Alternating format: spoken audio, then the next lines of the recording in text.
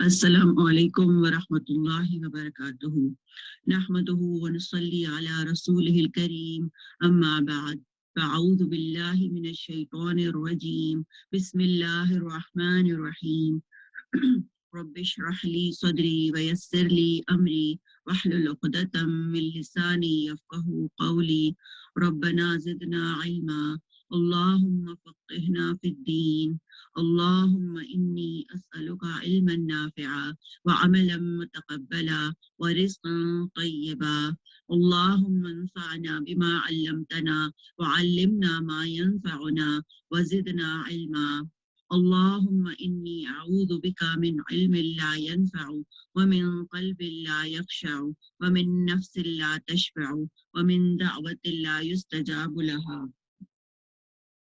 اللهم أرنا الحق حقا وارزقنا اتباعه وأرنا الباطل باطلا وارزقنا اجتنابه آمین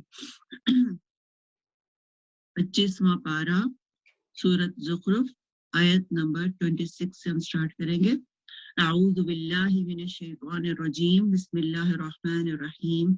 وَإِذْ قَالَ إِبْرَاهِيمُ لِأَبِيهِ وَقَوْمِهِ إِنَّنِي بَرَاءٌ مِّمَّا تَعْبُدُونَ.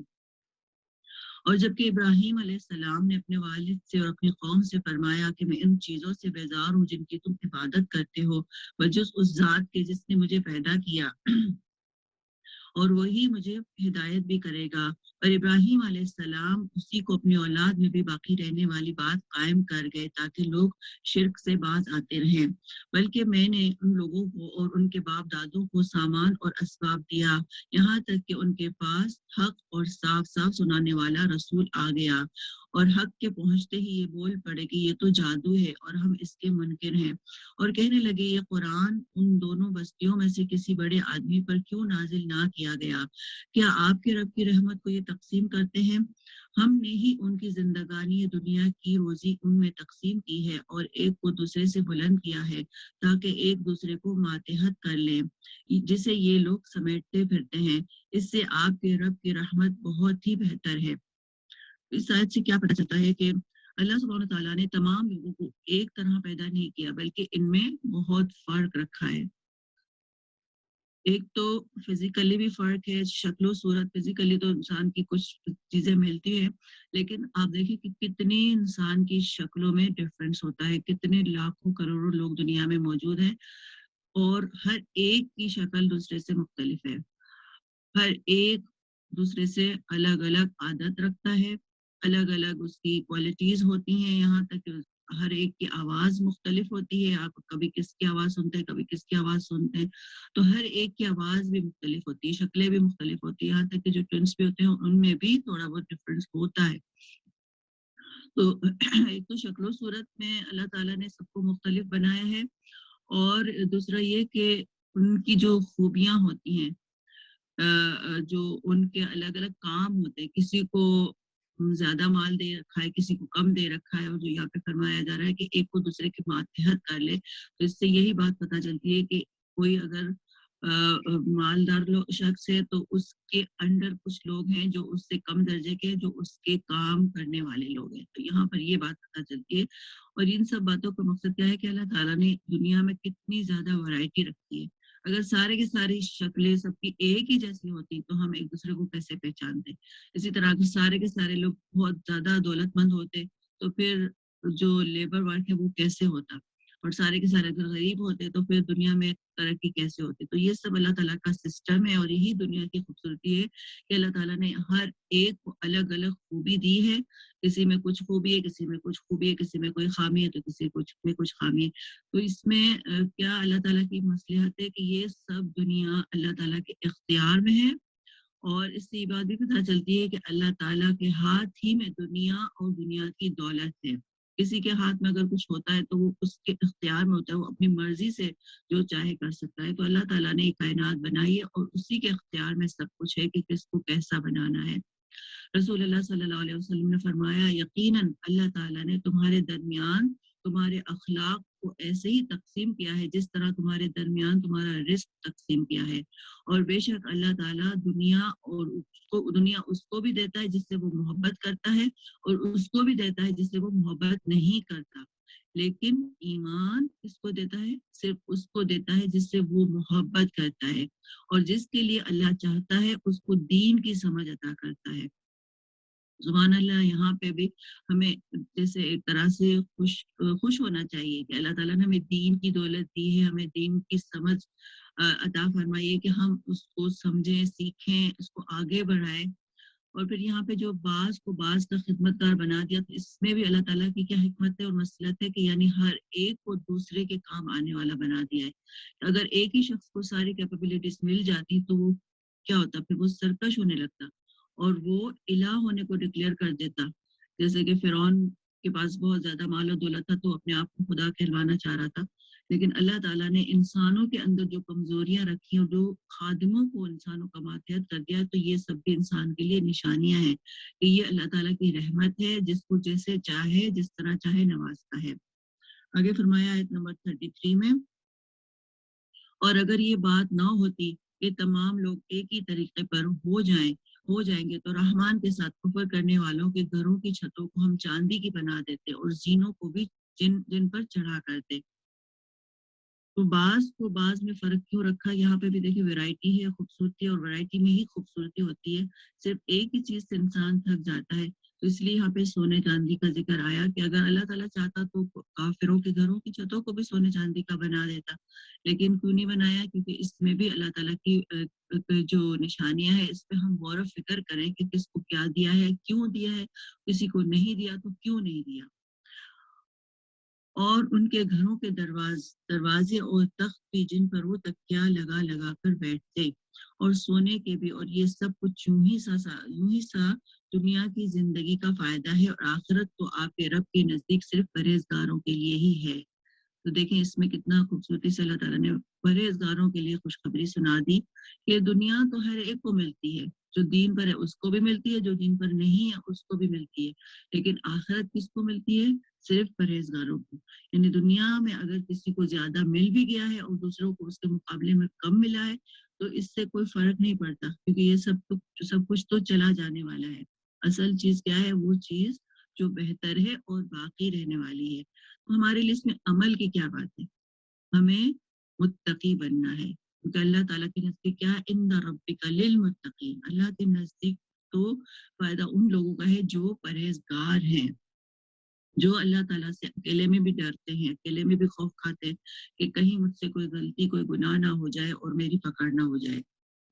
وَمَن يَعْشُ عَن ذِكْرِ الرَّحْمَٰنِ نُقَيِّضْ لَهُ شَيْطَانًا فَهُوَ لَهُ قَرِینٌ، اور جو شخص رحمان کی یاد سے غفلت کرے ہم اس پر ایک شیطان مقرر کر دیتے ہیں، وہی اس کا ساتھی رہتا ہے۔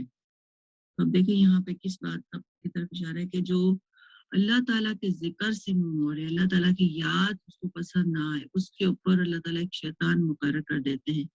یہاں جو فرمایا جا رہا ہے، تو جو یاد سے منہ موڑتا ہے، اللہ تعالیٰ کی یاد سے منہ پھیرتا ہے، یعنی اللہ تعالیٰ کو یاد نہیں کرتا، تو پھر اللہ تعالیٰ اس کے پیچھے شیطان کو لگا دیتے ہیں۔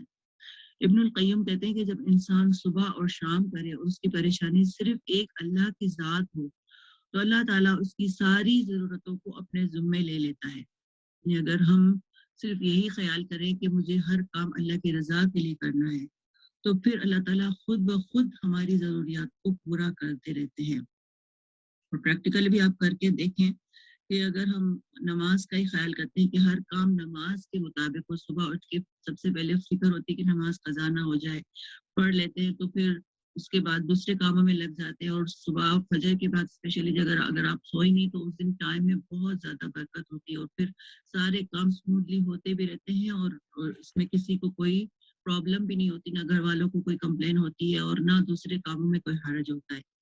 تو یہاں پہ جو فرمایا جا رہا ہے کہ جب انسان صبح اور شام کرے اور اس کی پریشانی صرف ایک اللہ کی ذات ہو، تو اللہ تعالیٰ اس کی ساری ضرورتوں کو اپنے ذمے لے لیتا ہے، اور ہر وہ چیز اسے پریشان کرے اسے بھی اپنے ذمے لے لیتا ہے، اور اس کے دل کو اپنی محبت کے لیے، اس کی زبان کو اپنے ذکر کے لیے، اور اس کے اعضاء کو اپنی اطاعت کے لیے فارغ کر دیتا ہے۔ اور اگر وہ صبح شام اس حال میں کرتا ہے کہ دنیا ہی بس اس کی پریشانی ہے، تو پھر کیا ہوتا ہے؟ اللہ تعالیٰ اس کی پریشانی، غم اور تکلیفوں کو اس پر لاد دیتا ہے، اور اسے اس کے نفس کے حوالے کر دیتا ہے، اور اس کے دل کو اپنی محبت سے مخلوق کی محبت کی طرف بھر دیتا ہے. یعنی پھر اللہ تعالیٰ کی محبت کے بجائے وہ دنیا والوں کے پیچھے پڑ جاتا ہے، دنیا کی مخلوق اور دنیا کے مال کے پیچھے لگ جاتا ہے. پھر کیا ہوتا ہے، اور اس کی زبان کو اپنے ذکر سے ہٹا کر لوگوں کے ذکر کی طرف لگا دیتا ہے. یعنی دنیا میں پھر وہ دوسروں کی باتوں میں اور غیبتوں میں لگ جاتا ہے. اس کے اعضاء کو اپنی اطاعت سے ہٹا کر لوگوں کی خدمت میں لگا دیتا ہے. تو وہ اس طرح مشقت اٹھاتا ہے جس طرح جنگلی جانور دوسروں کی خدمت میں مشقت اٹھاتے ہیں. تو وہ اس بھٹی کی طرح ہو جاتا ہے جس کے پیٹ میں ہوا بھر دی جاتی ہے، پھر اس کی پسلیوں سے اس ہوا کو دوسروں کے فائدے کے لیے نچوڑ دیا جاتا ہے. یعنی ہر حال میں اس کو مشقت ہی مشقت ہوتی ہے، کیونکہ جو شخص اللہ کی عبودیت اور اس کی اطاعت سے منہ موڑتا ہے اور دور بھاگتا ہے تو پھر کیا ہوتا ہے، پھر وہ مخلوق کی خدمت میں لگ جاتا ہے، اور پھر وہ دوسرے انسانوں کا ایک طرح سے آپ سمجھ لیجیے کہ غلام بن جاتا ہے. اس لیے یہاں کیا فرمائے، وہ میاش عن ذکر الرحمن نقید لہ الشیطان فہو لہ قرین. جو شخص اللہ کی جو شخص رحمان کی یاد سے غفلت کرے اس پر ایک شیطان مقرر کر دیتے ہیں، اور پھر کیا ہوتا ہے وہی اس کا ساتھی رہتا ہے. یعنی پھر وہ ہر وقت اس کے اوپر مسلط رہتا ہے، اور پھر وہ نہ کوئی دین کا کام کر سکتا ہے اور نہ اللہ کی یاد اس کے دل میں آتی ہے، کیونکہ اس نے اپنے نفس کو ہی اپنا غلام بنا لیا، جو اس کا دل چاہ وہی کر لیا.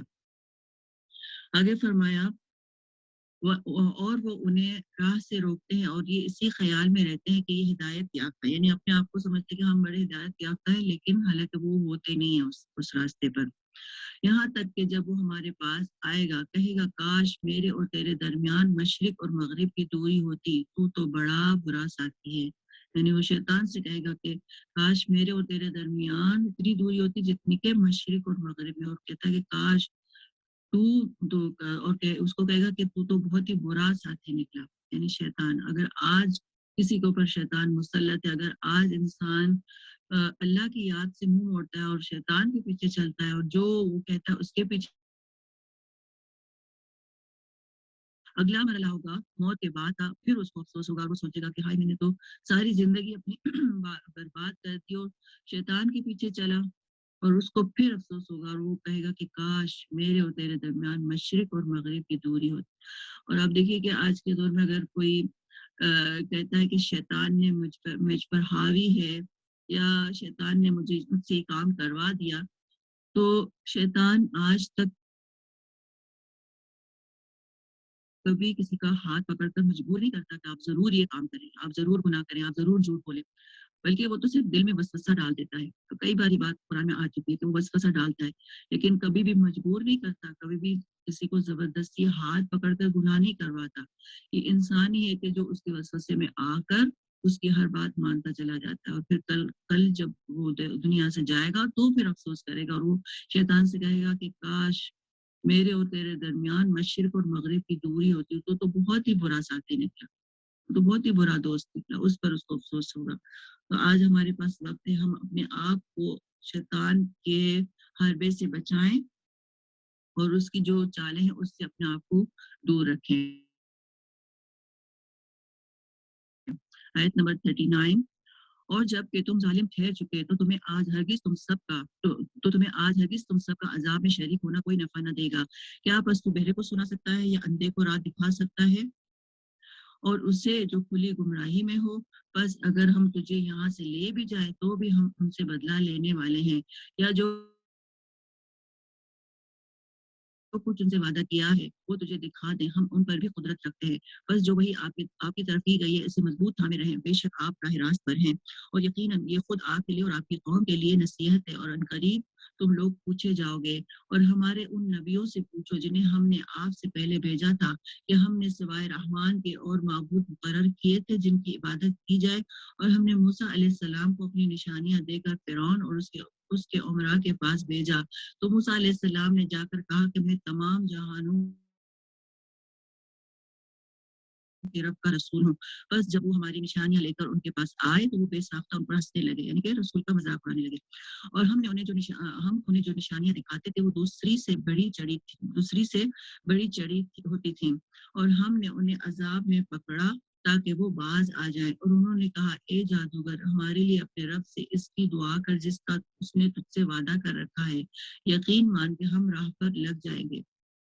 یہ حضرت موسیٰ علیہ السلام کا قصہ کئی بار گزر چکا ہے، اور پہلے بھی ہم نے پڑھا تھا کہ جو موسیٰ علیہ السلام کی قوم تھی وہ موسیٰ علیہ السلام سے کہتی کہ آپ اپنے رب سے دعا کیجیے، تو خود اپنے لیے دعا بھی مانگنے میں سستی کرتے تھے۔ پھر جب ہم نے وہ عذاب ان سے ہٹا لیا تو انہوں نے اسی وقت اپنا قول و قرار توڑ دیا، یعنی جب موسیٰ علیہ السلام نے دعا مانگی اور عذاب ہٹ گیا تو دوبارہ پھر اپنی پرانی عادت پہ آ گئے۔ اور فرعون نے اپنی قوم میں منادی کرائی اور کہا کہ اے میری قوم، کیا مصر کا ملک میرا نہیں اور میرے محلوں کے نیچے یہ نہریں بہ رہی ہیں؟ کیا تم دیکھتے نہیں؟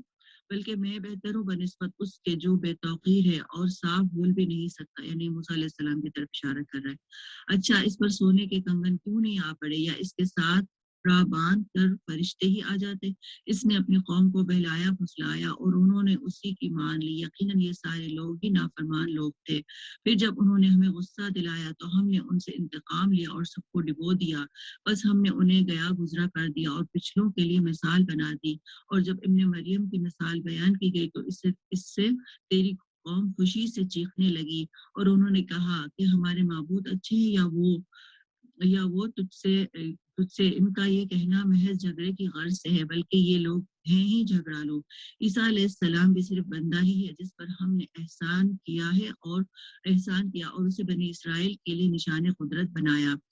اگر ہم چاہتے تو تمہارے عوض فرشتے کر دیتے جو زمین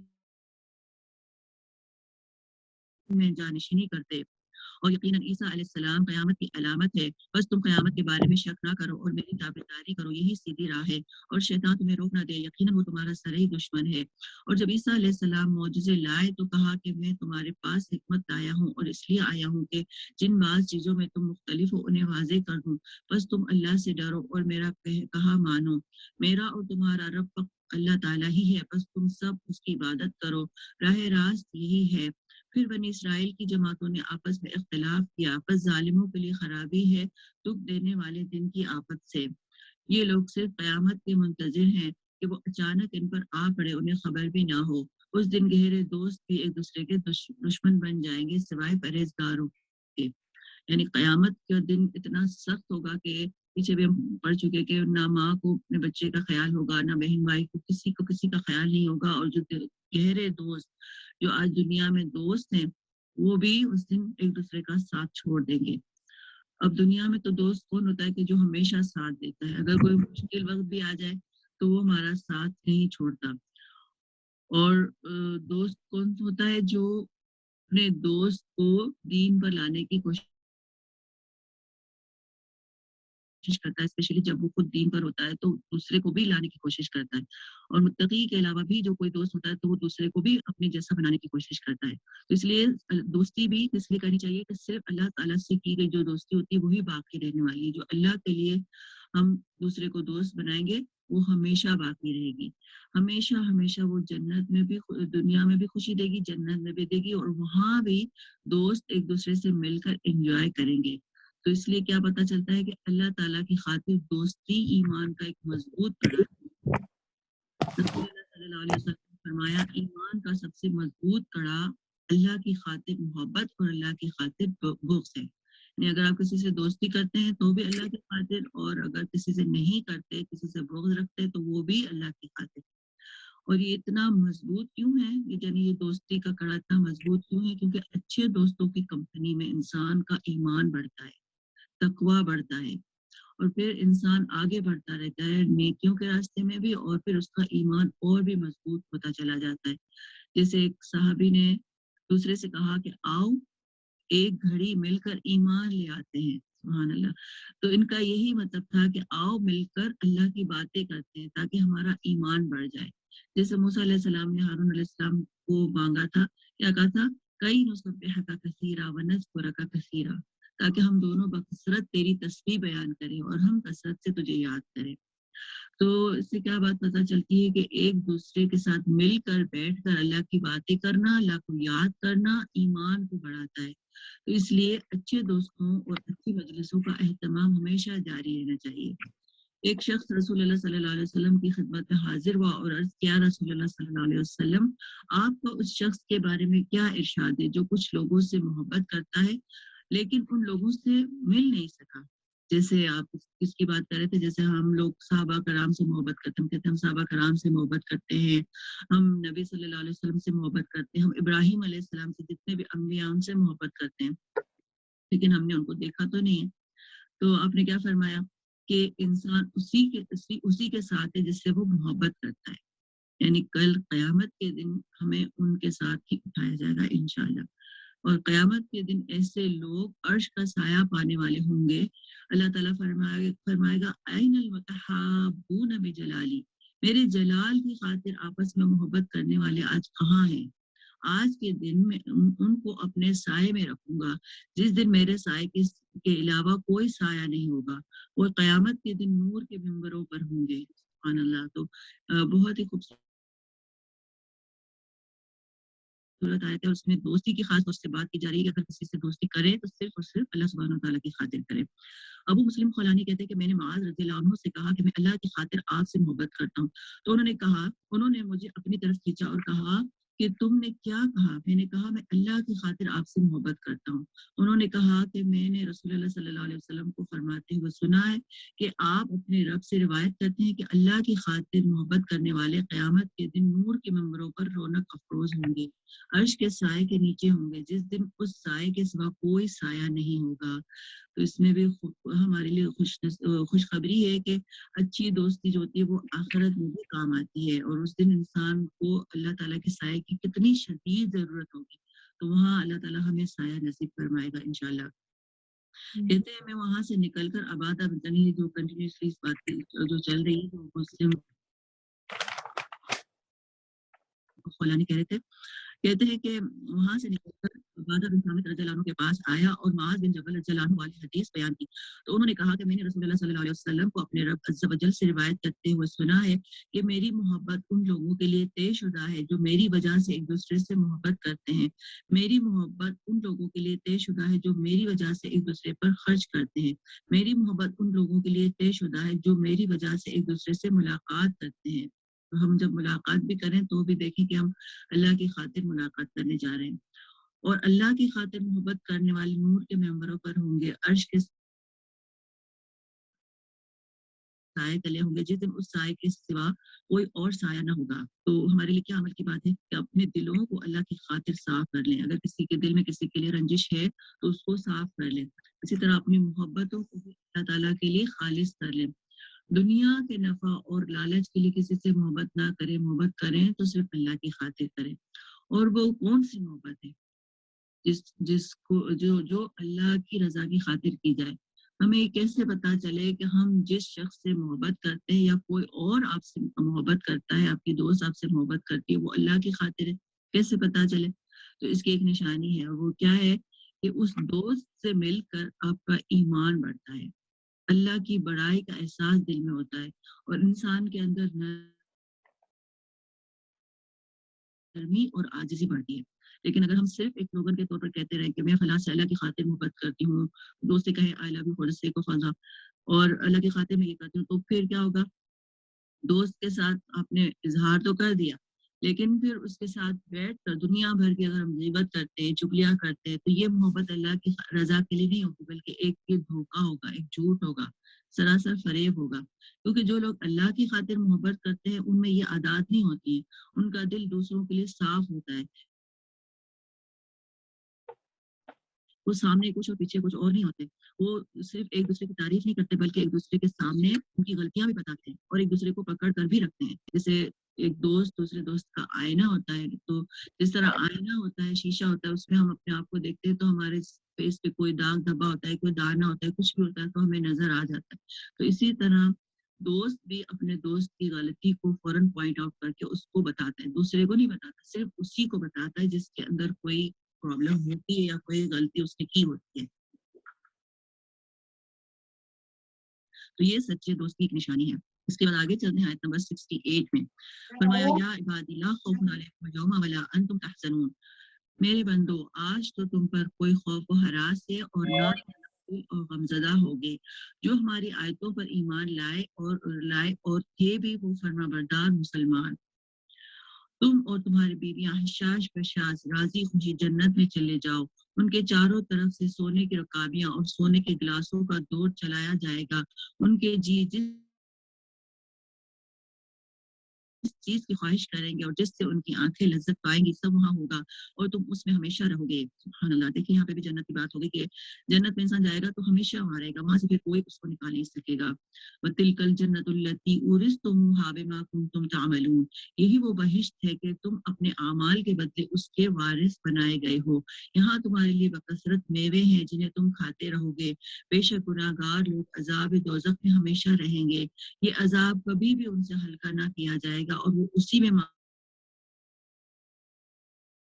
مایوس پڑے رہیں گے۔ اللہم لا تجلنا منہم اللہم اجرنا من النار، اور ہم نے ان پر ظلم نہیں کیا بلکہ یہ خود ہی ظالم تھے، اور پکار پکار کر کہیں گے اے مالک تیرا رب ہمارا کام ہی تمام کر دے، وہ کہے گا کہ تمہیں تو ہمیشہ یہاں رہنا ہے، تمہیں تو ہمیشہ رہنا ہے، یعنی دوزخ میں ہمیشہ رہنا ہے۔ اللہ اکبر، یعنی یہاں پہ آپ دیکھیں کہ جہنم میں جانے والے لوگ کیا کہیں گے کہ اے مالک اپنے رب سے کہہ دو کہ ہمارا کام تمام کر دے، یعنی ہمیں موت دے دے۔ اب ایک انسان مر گیا، جہنم میں چلا گیا تو دوبارہ کیسے مرے گا؟ جب وہ جہنم میں چلا جائے گا تو ہمیشہ اس میں رہے گا، خاص طور سے جو کافر ہے۔ مسلمان بھی اگر غلطی کرتا ہے، گناہ کرتا ہے تو وہ سزا، اگر وہ جہنم میں جائے گا خدا نہ خواستہ تو وہ سزا پا کے اس کو نکال لیا جائے گا، لیکن جو کافر ہوگا وہ ہمیشہ اس میں رہے گا۔ آیت نمبر 78، ہم تو تمہارے پاس حق لے آئے لیکن تم میں سے اکثر لوگ حق سے نفرت رکھنے والے تھے، کیا انہوں نے کسی کام کا پختہ ارادہ کر لیا ہے تو یقین مانو کہ ہم بھی پختہ کام کرنے والے ہیں۔ کیا ان کا یہ خیال ہے کہ ہم ان کی پوشیدہ باتوں کو اور ان کی سرگوشیوں کو نہیں سنتے؟ یقیناً ہم برابر سن رہے ہیں، بلکہ ہمارے بھیجے ہوئے ان کے پاس ہی لکھ رہے ہیں۔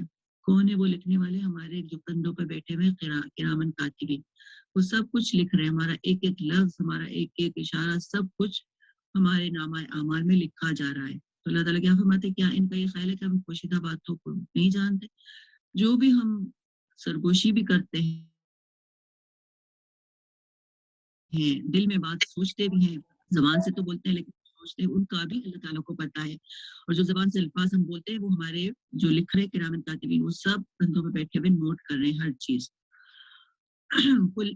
قل ان کان للرحمن ولد فانا اول العابدین، آپ کہہ دیجئے کہ اگر بالفرض رحمان کی اولاد ہو تو میں سب سے پہلے عبادت کرنے والا ہوتا۔ آسمانوں اور زمین اور عرش کا رب جو کچھ یہ بیان کرتے ہیں اس سے بہت پاک ہے۔ یعنی اللہ تعالیٰ کو اولاد کی کیا ضرورت ہے، وہ تو سب سارے جہاں کا مالک ہے۔ آپ انہیں اسی بحث و مباحثہ میں کھیل کود میں چھوڑ دیجیے یہاں تک کہ انہیں اس دن سے سابقہ پڑ جائے جن کا یہ وعدہ دیے جاتے ہیں۔ وہی آسمانوں میں معبود ہے اور زمین میں بھی وہی قابل عبادت ہے، اور وہ بڑی حکمت والا اور پورے علم والا ہے، اور وہ بہت برکتوں والا ہے جس کے پاس آسمان اور زمین اور ان کے درمیان کی بادشاہت ہے، اور قیامت کا علم بھی اسی کے پاس ہے، اور اسی کی جانب تم سب لوٹائے جاؤ گے۔ جنہیں یہ لوگ اللہ کے سوا پکارتے ہیں وہ شفاعت کرنے کا اختیار نہیں رکھتے، ہاں مستحق شفاعت وہ ہیں جو حق بات کا اقرار کریں اور انہیں علم بھی ہو۔ اگر آپ ان سے دریافت کریں کہ انہیں کس نے پیدا کیا ہے تو یقیناً یہ جواب دیں گے کہ اللہ نے۔ پھر یہ کہاں الٹے جاتے ہیں، اور ان کا پیغمبر کا اکثر یہ کہنا کہ اے میرے رب، یقیناً یہ وہ لوگ ہیں جو ایمان نہیں لاتے۔ بس آپ ان سے منہ پھیر لیں اور کہہ دیں اچھا بھائی سلام، انہیں عنقریب خود ہی معلوم ہو جائے گا۔ سورۃ الزخرف کمپلیٹ ہو گئی، اس کے بعد ہم سورۃ الدخان شروع کریں گے۔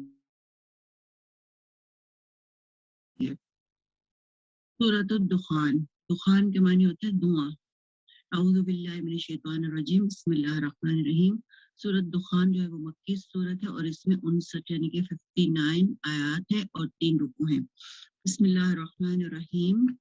حامیم والکتاب المبین انا انزلناه فی لیلۃ مبارکۃ انا کنا منذرین۔ حامیم، قسم میں اس واضح وضاحت والی کتاب کی، یقیناً ہم نے اس سے بابرکت رات میں اتارا ہے، بے شک ہم ڈرانے والے ہیں۔ اب یہاں پہ جو فرمایا جا رہا ہے لیلۃ مبارکہ، تو لیلۃ المبارکہ سے کیا مراد ہے؟ یعنی جس رات قرآن نازل ہوا وہ بڑی خیر و برکت والی رات تھی، کیونکہ اس رات کو تمام دنیا کی ہدایت کا اہتمام کیا جا رہا تھا۔ اس مقام پر اس رات کو لیلۃ المبارکہ کہا گیا، اور سورۃ القدر میں لیلۃ القدر یعنی کہ بڑی قدر و منزلت والی رات، یا وہ رات جس میں بڑے اہم امور کے فیصلے کیے جاتے ہیں۔ تو مطلب کیا ہے، دونوں کا ایک ہی مطلب ہے، یعنی کہ ایک ہی رات کو یہاں لیلۃ المبارکہ کہا گیا اور سورۃ القدر میں لیلۃ القدر کہا گیا۔ اور سورہ بقرہ میں بھی اس کی ڈیٹیل موجود ہے کہ یہ رات ماہ رمضان المبارک کی رات تھی، اور احادیث میں بھی یہ بات پتہ چلتی ہے کہ یہ رات ماہ رمضان کے آخری عشرے کی طاق راتوں میں سے کوئی رات ہوتی ہے، اور اکثر اقوال کے مطابق یہ رمضان کی 27ویں رات ہوتی ہے۔ مگر بعض لوگوں نے اس کو کیا کر دیا ہے کہ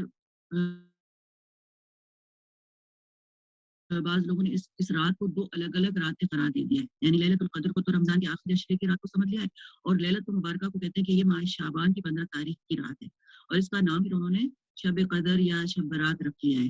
حالانکہ شب کا لفظ لیلہ کا فارسی ترجمہ ہے، اور برات کا جو لفظ ہے وہ قدر کا ہے۔ تو مطلب کیا ہے کہ لیلۃ القدر کا ہی فارسی زبان میں ترجمہ کر کے ایک دوسری رات بنا کر اس کا تہوار منانے لگے، اور پھر اس میں پٹاخے اور آتش بازی وغیرہ چلانے کا کام کرتے ہیں۔ تو یہ جو کام ہے یہ سب سراسر ہندوانہ کلچر کا حصہ ہے، اور وہ مسلمانوں نے اس کو اپنے اوپر اپنا لیا اور اس کو اس طرح کر کے اپنے شوق کو پورا کر رہے ہیں۔ اب رہی یہ بات کہ سارے کا سارا قرآن اسی رات اترا تھا جیسا کہ بظاہر اس صورت میں اور سورۃ قدر سے معلوم ہوتا ہے، تو اس کا جواب یہ ہے کہ سارا کا سارا قرآن ہی لوح محفوظ سے نقل کر کے فرشتوں اور خاص طور سے جبرائیل علیہ السلام کے حوالے کر دیا گیا تھا، یا یہ سارا قرآن آسمان دنیا پر اتار دیا گیا تھا، پھر وہاں سے حسب موقع ضرورت کے مطابق 23 سال تک رسول اللہ صلی اللہ علیہ وسلم پر آہستہ آہستہ تھوڑا تھوڑا کر کے نازل ہوا۔ البتہ سورۃ العلق کی جو پہلی 5 آیات تھی اسی رات رسول اللہ صلی اللہ علیہ وسلم پر غار حرا میں نازل ہو گئی تھی۔ یعنی قرآن جو ہے آپ صلی اللہ علیہ وسلم پر آہستہ آہستہ، یعنی آپ سمجھے پڑا ہوگا کہ اپنے 23 ایئرس میں اور کچھ مہینوں کے میں تھوڑا تھوڑا کر کے نازل ہوا۔ آیت نمبر 4 میں اسی رات میں ہر ایک کا مضبوط کام کا فیصلہ کیا جاتا ہے۔ اس رات میں یعنی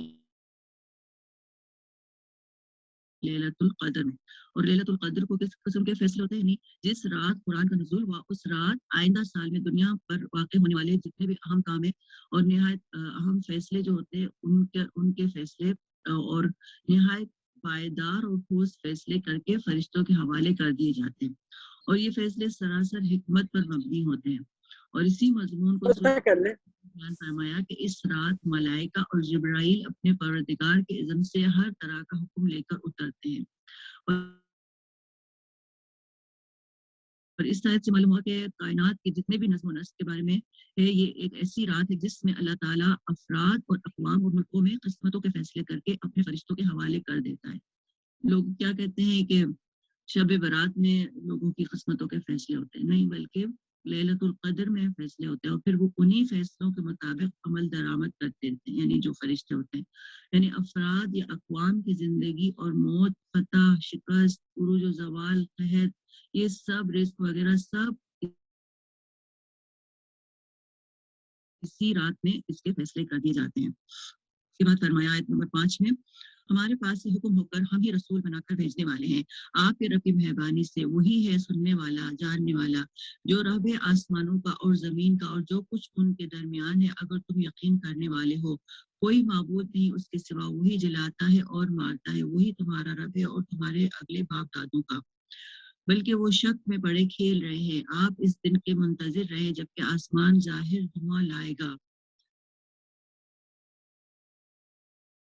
یعنی جب قیامت کا وقت ہوگا تو آسمان پہ بہت نظر آئے گا۔ لیکن اس میں کچھ ہم حدیث بھی دیکھ لیتے ہیں کہ اس میں کیا ڈیٹیل ہے۔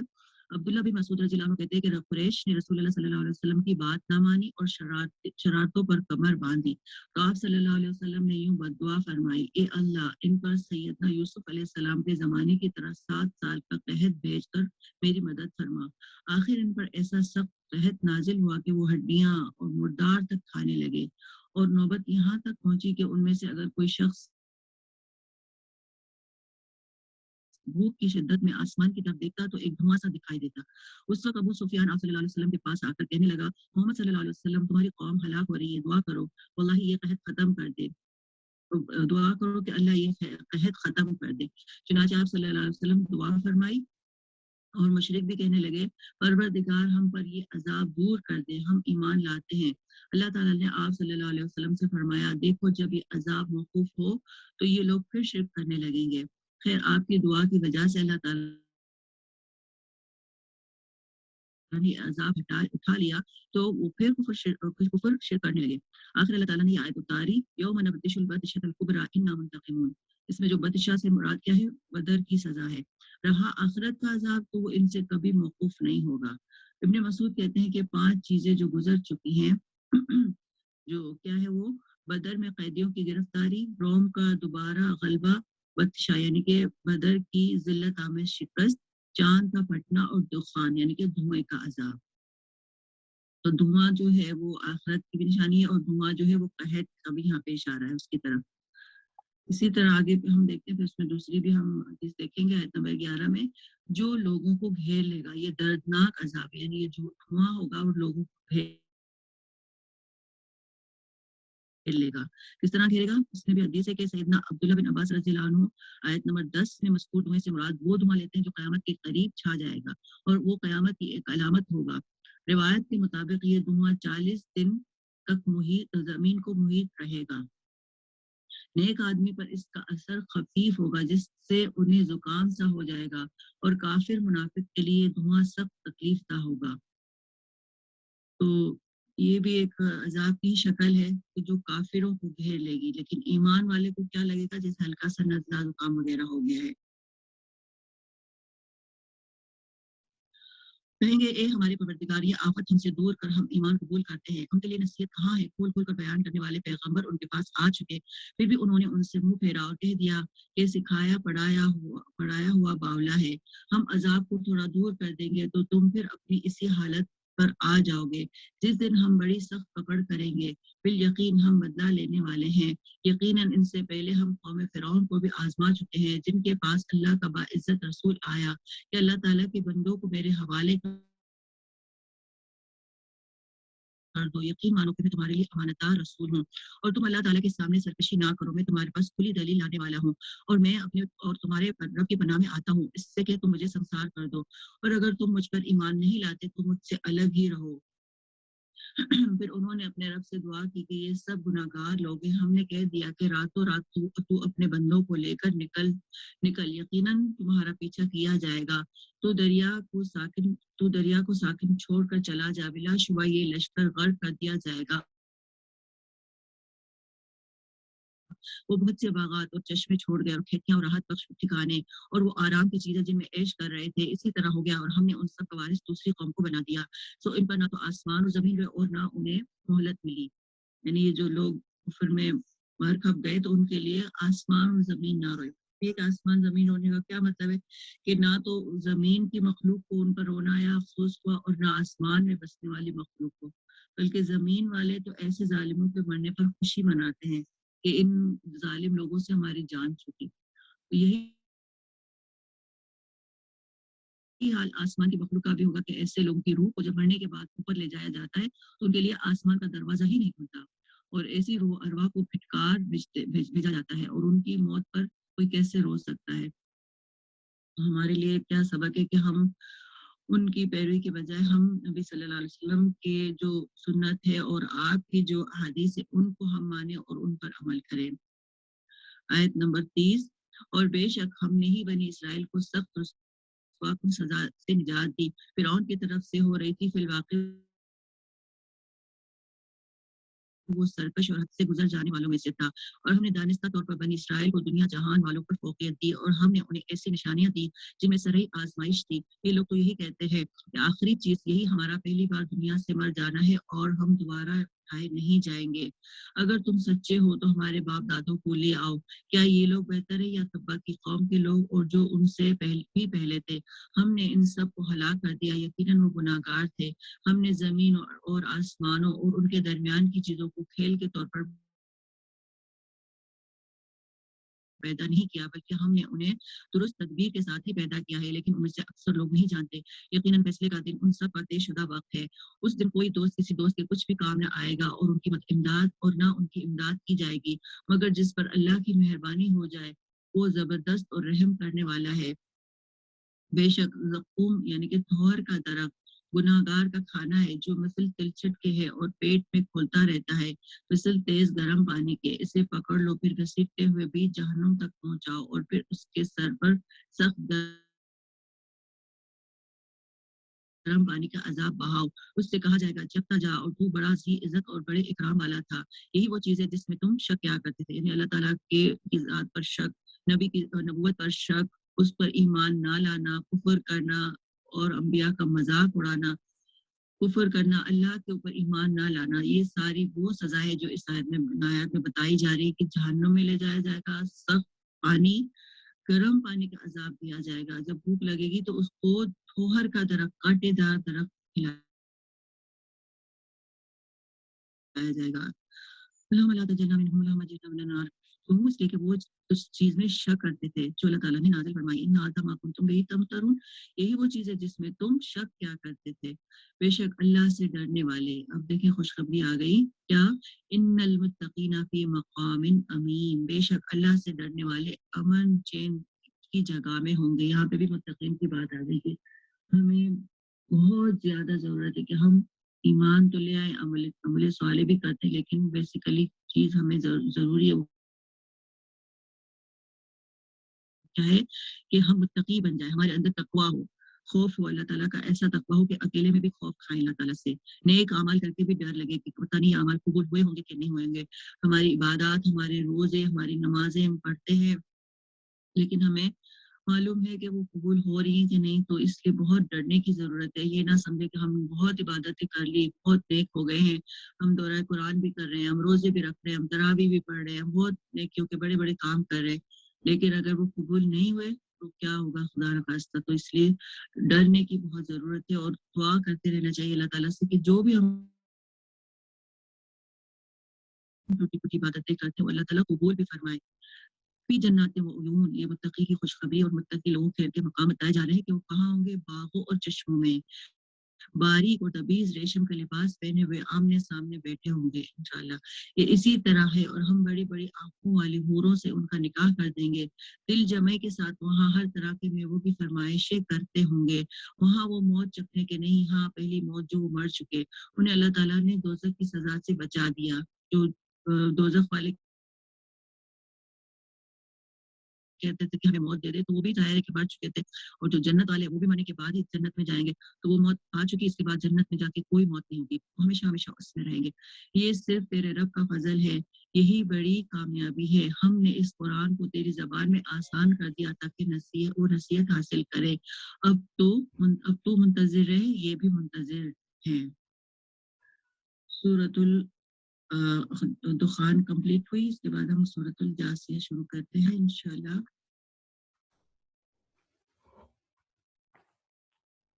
سورۃ الجاثیہ، جاثیہ کا مطلب ہوتا ہے گھٹنوں کے بل بیٹھنا۔ سورۃ الجاثیہ مکی ہے، اور اس میں 37 یعنی کہ 37 آیات اور 4 رکوع ہیں۔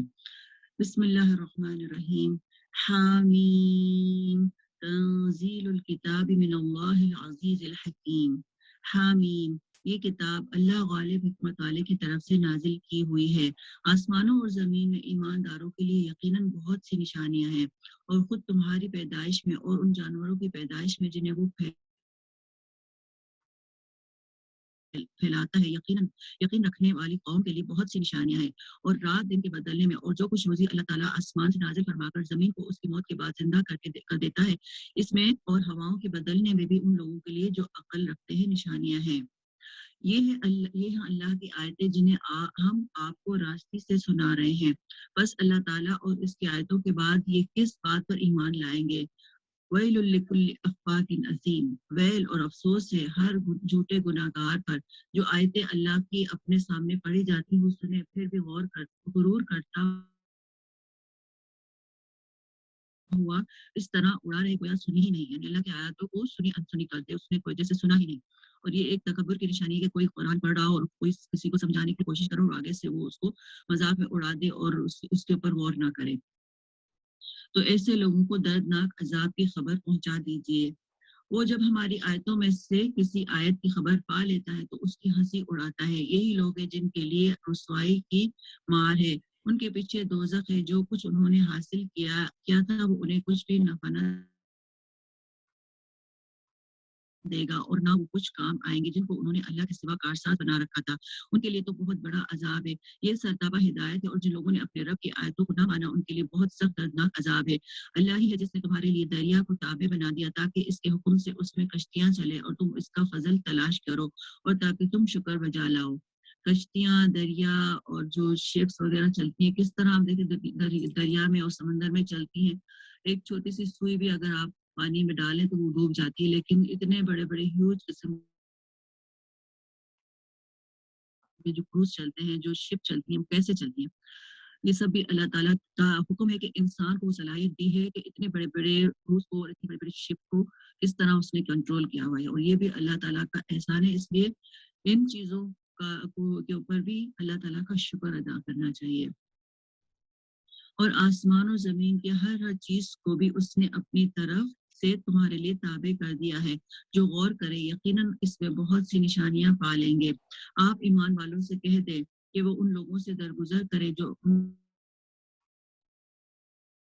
اللہ کے دنوں کی توقع نہیں رکھتے تاکہ اللہ تعالیٰ ایک قوم کو ان کی کرتوتوں کا بدلہ دے. جو نیکی کرے گا وہ اپنے ذاتی بھلے کے لیے کرے اور جو نیکی کرے گا وہ اپنے ذاتی بھلے کے لیے اور جو برائی کرے گا اس کا وبال اسی پر ہے. پھر تم سب اپنے پروردگار کی طرف لوٹائے جاؤ گے. یقیناً ہم نے بنی اسرائیل کو کتاب حکومت اور نبوت دی تھی. ہم نے انہیں پاکیزہ اور نفیس روزیاں دی تھیں اور انہیں دنیا والوں پر فضیلت دی تھی اور ہم نے انہیں دین کی صاف صاف دلیلیں دی. پھر انہوں نے اپنے پاس علم کے پہنچ جانے کے بعد آپس کی ضد بحث سے اختلاف برپا کر ڈالا. یہ جن جن چیزوں میں اختلاف کر رہے ہیں ان کا فیصلہ قیامت والے دن ان کے درمیان خود تیار کرے گا. پھر ہم نے آپ کو دین کی ظاہری راہ پر قائم کر دیا سو آپ اسی پر لگے رہے اور نادانوں کی خواہشوں کی پیروی میں نہ پڑیں. یاد رکھیں کہ یہ لوگ ہرگز اللہ کے سامنے آپ کے کچھ کام نہیں آ سکتے. سمجھ لیں کہ ظالم لوگ آپس میں ایک دوسرے کے رفیق ہوتے ہیں اور پروردگار کا کارساز اللہ تعالیٰ ہے. پرہیزگاروں کا کارساز اللہ تعالیٰ ہے. اعوذ باللہ من الشیطان الرجیم. یہ قرآن لوگوں کے لیے بصیرت کی باتیں اور ہدایت اور رحمت ہے اس قوم کے لیے جو یقین رکھتی ہے. کیا ان لوگوں کا جو برے کام کرتے ہیں یہ گمان ہے کہ ہم انہیں ان لوگوں جیسا کر دیں گے جو ایمان لائے اور نیک کام کیے کہ ان کا ماننا جینا یکساں ہو جائے. برا ہے وہ جو فیصلہ کر رہے ہیں. یہ آیت دیکھیں کتنی واضح کہ ایک طرف تو وہ لوگ ہیں جو اشتروا السیئات ہے اور دوسری طرف وہ ہے جو عملوا السیئات ہے عملوا الصالحات ہے. اور یہ دونوں الگ الگ کیٹیگریز کے لوگ ہیں. دونوں کی نہ زندگی برابر ہے نہ موت اور نہ موت کے بعد. بالکل دو الگ الگ راستے ہیں. دو الگ الگ ڈائریکشنز ہیں. انسان ایک ہی وقت میں اچھا اور برا کام نہیں کرتا. یا تو اچھا کرتا ہے یا پھر برا کرتا ہے. تو یہ آیت جو ہے ایک تو عبادت گزار لوگوں کو رلا دینے والی آیت ہے. ابن ابراہیم بن اشعث کہتے ہیں کہ میں نے فضیل بن ایاز کو دیکھا کہ وہ رات کے اول حصے سے اس کے آخر تک اس آیت اور اس جیسی آیات کو پڑھتے رہتے تھے. پھر کہتے تھے کہ کاش میں جان لیتا کہ دونوں گروہوں میں سے میں کس میں سے ہوں. یہ جو آیت نمبر 21 ہے کہ یا تو اشتروا السیئات ہے یا پھر عاملوا الصالحات ہے. دونوں میں سے وہ کہتے تھے کہ میں کس میں سے ہوں. کیونکہ نیک عمل صرف یہ نہیں ہوتا کہ جو ظاہر میں اچھا لگ رہا ہو کہ کوئی آپ کو دیکھ رہا ہے کہ آپ بہت اچھی نماز پڑھ رہے ہیں بہت اچھی طرح سے قرات کر رہے ہیں بھاگ بھاگ کر لوگوں کے کام آتے ہیں. یہ کافی نہیں ہے. کیا دیکھا جائے گا کہ اس کے پیچھے بنیاد کیا تھی نیت کیا تھی سوچ کیا تھی ارادہ کیا تھا. یہ سب سامنے والا تو سب لوگ دیکھتے ہیں لیکن پیچھے کیا ہے دل کے اندر کیا ہے یہ صرف اللہ تعالیٰ ہی جانتا ہے. تو اس لیے بندے کو پتہ نہیں چل سکتا کہ میں کہاں کھڑا ہوں. یہ اللہ تعالیٰ ہی کو پتہ ہے کہ کون کہاں پر ہے کس مقام پر ہے.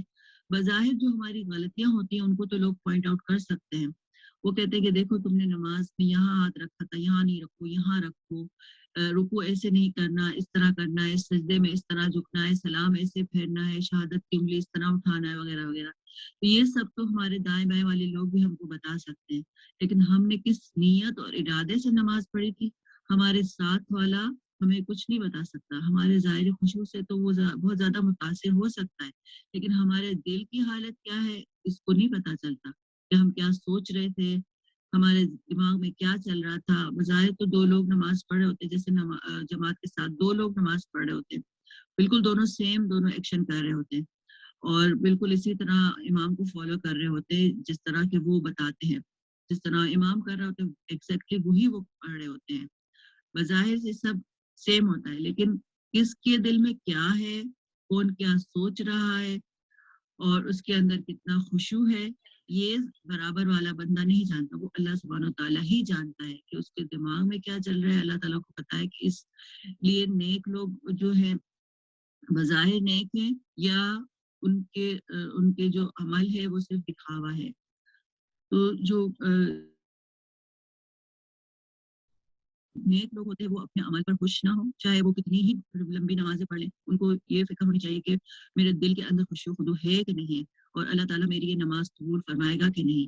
تو اس لیے بہت ڈرنے کی چیزیں، اور دوبارہ یہی کہوں گی کہ ہمارے اندر تقویٰ کا بہت زیادہ پیدا کرنا چاہیے. ہمیں اپنے آپ کے اندر متقی کی کوالٹیز لانی چاہیے. آگے فرمایا آیت نمبر 22 میں، اور آسمانوں اور زمین کو اللہ نے بہت ہی عدل کے ساتھ پیدا کیا ہے، اور تاکہ ہر شخص کو اس کے کیے ہوئے کام کا پورا بدلہ دیا جائے اور ان پر ظلم نہ کیا جائے گا.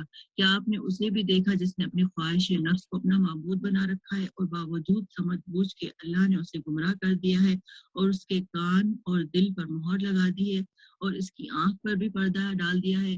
اب ایسے شخص کو اللہ کے بعد کون ہدایت دے سکتا ہے. یہ آیت بھی بہت خوبصورت ہے کہ جو شخص صرف اپنے نفس کا بندہ بن جاتا ہے، یعنی اپنے نفس، جو نفس نے کہا وہ کر لیا. نفس نے کہا مجھے کھانا کھانا ہے تو اس نے کھانا کھا لیا. نفس نے کہا مجھے سونا ہے تو وہ سو گیا. نفس نے کہا کہ اب مجھے نماز کے لیے نہیں اٹھ رہا تو وہ نہیں اٹھ رہا. جو اس کے نفس نے کہا وہی اس نے کر لیا. تو یہی مطلب ہے کہ نفس کو معبود بنانا، یعنی اپنی مرضی کو اپنا لیڈر بنا لیا اور اسی کو پھر فالو کرتا رہتا ہے، اسی کو پوچھتا ہے. اور اللہ نے علم کے باوجود اسے گمراہ کر دیا. تو یہ بھی بہت خطرناک بات ہے کہ جو شخص خواہش نفس کا غلام ہو جائے، اس کا علم بھی پھر اس کو فائدہ نہیں دیتا، کیونکہ وہ علم کو پیچھے کر دیتا ہے اور اپنے جذبات میں مغلوب ہو کر غلط کام کرتا ہے. تو اس آیات میں بھی خواہشات نفس کی پیروی کی بہت زیادہ مذمت کی گئی ہے. ابن عباس رضی اللہ عنہ کہتے ہیں کہ اللہ تعالیٰ نے جہاں بھی خواہش کا ذکر کیا ہے اس کی مذمت کی ہے. وہاں کہتے ہیں کہ جب تم دو کاموں کے بارے میں شک میں پڑ جاؤ کہ کون سا بہتر ہے، تو جو کام تمہاری خواہش سے زیادہ دور ہو اسی کو کر لو، وہ دونوں میں بہتر ہوگا. یعنی اپنی خواہش کے خلاف چلو تو وہ بہتر ہوگا. سہل تستری کہتے ہیں کہ تمہاری خواہش تمہاری بیماری ہے، اگر تم اس کی مخالفت کرو گے تو تمہارا علاج ہو جائے گا، یعنی تمہارے اندر کی بہت سی خرابیاں دور ہو جائیں گی. تو اس لیے نفس کے اوپر نہیں چلنا، بلکہ جو اللہ تعالیٰ کا احکام ہے اس پہ ہمیں چلنا ہے. آگے چلتے ہیں آیت نمبر 24 میں. کیا اب بھی تم نصیحت نہیں پکڑتے؟ انہوں نے کہا کہ ہماری زندگی تو صرف دنیا کی زندگی ہی ہے، ہم مرتے ہیں اور جیتے ہیں اور ہمیں صرف زمانہ ہی مار ڈالتا ہے. دراصل انہیں اس کا کچھ علم ہی نہیں ہے، تو صرف قیاس اور اٹکل سے ہی کام لے رہے ہیں. اور جب ان کے سامنے ہماری واضح اور روشن آیتوں کی تلاوت کی جاتی ہے تو ان کے پاس اس قول کے سوا کوئی دلیل نہیں ہوتی کہ اگر تم سچے ہو تو ہمارے باپ دادوں کو لاؤ. آپ کہہ دیجئے اللہ ہی تمہیں زندہ کرتا ہے، پھر تمہیں مار ڈالتا ہے، پھر تمہیں قیامت کے دن جمع کرے گا، جس میں کوئی شک نہیں، لیکن اکثر لوگ نہیں سمجھتے. اور آسمانوں اور زمین کی بادشاہی اللہ ہی کی ہے، اور جس دن قیامت قائم ہوگی اس دن اہل باطل بڑے نقصان میں پڑیں گے. اور آپ دیکھیں گے کہ ہر امت گھٹنوں کے بل گری ہوئی ہے، ہر گروہ اپنے نامہ اعمال کی طرف بلایا جائے گا. آج تمہیں اپنے کیے کا بدلہ دیا جائے گا. یہاں آپ دیکھیں کہ ہر امت گھٹنوں کے بل گری ہوئی ہوگی، اور اس دن ہر ایک کو اس کا اعمال نامہ دیا جائے گا. جس کا اعمال نامہ اس کے دائیں ہاتھ میں دیا جائے گا اس کے لیے خوشخبری ہے، اور پیچھے دیا جائے گا تو پھر اس کا انجام وہ دیکھ لے گا. یہ ہے ہماری کتاب جو تمہارے بارے میں سچ سچ بول رہی ہے. ہم تمہارے اعمال لکھواتے جاتے تھے بس، لیکن جو لوگ ایمان لائے اور انہوں نے نیک کام کیے تو ان کو ان کا رب اپنی رحمت تلے لے لے گا. یہی سرہی کامیابی ہے. اللہم تجلنا منہم. لیکن جن لوگوں نے کفر کیا تو میں ان سے کہوں گا کہ کیا میری آیتیں تمہیں سنائی نہیں جاتی تھی؟ پھر بھی تم تکبر کرتے رہے اور تم تو تھے ہی گناہگار لوگ۔ اور جب کبھی کہا جاتا ہے کہ اللہ کا وعدہ یقیناً سچا ہے اور قیامت کے آنے میں کوئی شک نہیں، تو تم جواب دیتے تھے کہ ہم نہیں جانتے قیامت کیا چیز ہے، ہمیں کچھ یوں ہی سا خیال ہو جاتا ہے لیکن ہمیں یقین نہیں۔ ان پر اپنے اعمال کی برائیاں کھل گئی اور جس کا وہ مذاق اڑا رہے تھے اس نے انہیں گھیر لیا اور کہہ دیا گیا کہ آج ہم تمہیں بھلا دیں گے جیسے کہ تم نے اپنے اس دن ملنے کو بھلا دیا تھا۔ تمہارا ٹھکانہ جہنم ہے اور تمہارا مددگار کوئی نہیں۔ یہ اس لیے ہے کہ تم نے اللہ تعالیٰ کی آیتوں کی ہنسی اڑائی تھی اور دنیا کی زندگی نے تمہیں دھوکے میں ڈال رکھا تھا۔ بس آج کے دن نہ تو یہ دوزخ سے نکالے جائیں گے اور نہ ان کے عذر و معذرتیں قبول کی نہ تو ان کے عذر و معذرت قبول کیا جائے گا۔ بس اللہ کی تعریف ہے جو آسمان اور زمین اور تمام جہانوں کا پالنہار ہے۔ تمام بزرگی اور بڑائی آسمانوں اور زمین کی اسی کی ہے اور وہی غالب اور حکمت والا ہے۔ تو اس آیت میں بھی کیا بات پتہ چلتی ہے کہ رسول اللہ صلی اللہ علیہ وسلم نے فرمایا، اللہ عز و جل فرماتا ہے بڑائی میرے اوپر کی چادر ہے اور عظمت میرے نیچے کی چادر ہے۔ اور فرمایا کہ کوئی ان میں سے کسی ایک کو بھی کھینچنے کی کوشش کرے گا تو میں اسے جہنم میں جھونک دوں گا۔ عبداللہ بن عمر رضی اللہ عنہ کہتے ہیں کہ ایک دن رسول اللہ صلی اللہ علیہ وسلم نے ممبر پر یہ آیت تلاوت فرمائی اور کہنے لگے کہ اللہ تعالیٰ اپنی بزرگی خود بیان کرے گا، یعنی یہ جو 37 آیت ہے کہ تمام بزرگی اور بڑائی آسمانوں اور زمین میں اسی کی ہے اور وہی غالب اور حکمت والا ہے۔ تو اس کے بارے میں فرمایا جا رہا ہے کہ آپ صلی اللہ علیہ وسلم نے یہ آیت فرمائی کہ اللہ تعالیٰ کی بڑائی، اور پھر اللہ تعالیٰ کی بڑائی بیان کرنے لگے یہاں تک کہ آپ کی وجہ سے ممبر کانپنے لگا۔ دوبارہ میں آپ کو پڑھ کے سناتی ہوں کہ عبداللہ بن عمر رضی اللہ عنہ کہتے ہیں کہ ایک دن رسول اللہ صلی اللہ علیہ وسلم نے ممبر پر یہ آیت تلاوت فرمائی۔ کون سی؟ آیت نمبر 37، اور کہنے لگے کہ اللہ تعالیٰ اپنی بزرگی خود بیان کرے گا اور کہے گا کہ میں ہوں جبار، میں ہوں متکبر، میں ہوں بادشاہ، میں ہوں غالب۔ رسول اللہ صلی اللہ علیہ وسلم یہ بات بار بار دہرانے لگے، یعنی اللہ تعالیٰ کی بڑائی بیان کرنے لگے، یہاں تک کہ آپ کی وجہ سے ممبر کانپنے لگا، یہاں تک کہ ہمیں اندیشہ ہونے لگا کہ نبی صلی اللہ علیہ وسلم نیچے نہ گر پڑے۔ یعنی اللہ سبحانہ تعالیٰ کی بڑائی بیان کرنا اور اللہ کی بڑائی اور عظمت کو محسوس کرنا کوئی معمولی چیز نہیں ہے۔ اللہ تعالیٰ سب سے بڑا ہے۔ وَلَهُ الْكِبْرِيَاءُ فِي السَّمَاوَاتِ وَالْأَرْضِ وَهُوَ الْعَزِيزُ الْحَكِيمُ۔ تمام بزرگی اور بڑائی آسمانوں اور زمین میں اسی کی ہے اور وہی غالب اور حکمت والا ہے۔ جنت میں بھی اللہ تعالیٰ کے چہرے پر کبریائی کی چادر ہوگی۔ رسول اللہ صلی اللہ علیہ وسلم نے فرمایا کہ جنت میں 2 باغ چاندی کے ہوں گے جن کے برتن اور تمام دوسری چیزیں چاندی کی ہوں گی۔ ہر چیز جو بھی وہ استعمال کی ہوگی وہ 2 سونے کے باغ ہوں گے جن کے تمام برتن اور دوسری چیزیں سونے کی ہوں گی۔ اور جنت عدن میں جنتیوں کے اپنے رب کے دیدار میں کوئی چیز رکاوٹ نہ ہوگی سوائے کبریائی کی چادر کے جو اس کے چہرے پر موجود ہوگی۔ سبحان اللہ۔ تو اللہ تعالیٰ کی بڑائی علم والے ہی جانتے ہیں اور ہمیں اس کو یاد رکھنا چاہیے اور محسوس بھی کرنا چاہیے۔ اور یہ بھی دیکھیں کہ جس دن اللہ تعالیٰ انسان کو جب دیکھے گا اور اس کے سارے اعمال اس کے سامنے آ جائیں گے تو پھر آپ سوچیں کہ ہم کہاں ہوں گے۔ ہمارے ہر عمل کو اللہ سبحانہ وتعالیٰ دیکھ رہا ہوگا۔ اس وقت کیا ہمارا دل کا کیا حال ہوگا اور کتنا ہمیں خوف ہوگا۔ تو اس خوف سے بچنے کے لیے کیا کرنا ہے؟ ہمیں اللہ تعالیٰ کی اللہ تعالیٰ کی قدر کو پہچاننا ہے، اللہ تعالیٰ کی کبریائی کو پہچاننا ہے کہ کتنی بڑی اللہ تعالیٰ کی ہستی ہے اور اس کے کیا احکام ہیں۔ اللہ تعالیٰ ہمیں عمل کرنے والا بنائے۔ 25واں پارہ کمپلیٹ ہو گیا اور اس کے بعد پھر ہم 26 پارہ اسٹارٹ کریں گے انشاءاللہ۔